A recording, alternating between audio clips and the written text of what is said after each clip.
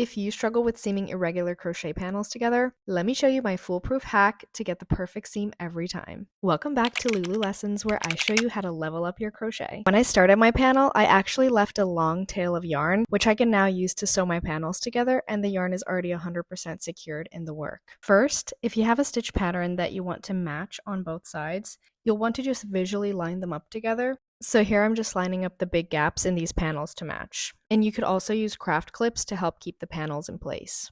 Then all you need to do is insert your hook in a diagonal motion from the outside coming toward the middle.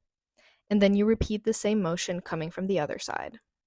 As you can see, I'm just visually lining up my pattern and placing stitches evenly along the way. They don't have to be perfectly exactly in the same spot on each side, as long as they just visually match up.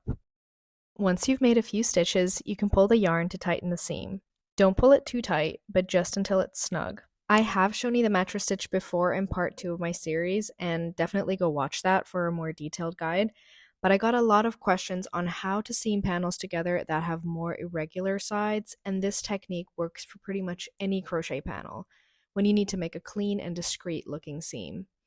And this seam lays completely flat and it hides really well even if you don't insert into the same stitches each time. I will never stop talking about the mattress stitch because it's seriously so easy. I use it on pretty much all of my crochet seams, even the most irregular and unmatching panel sides.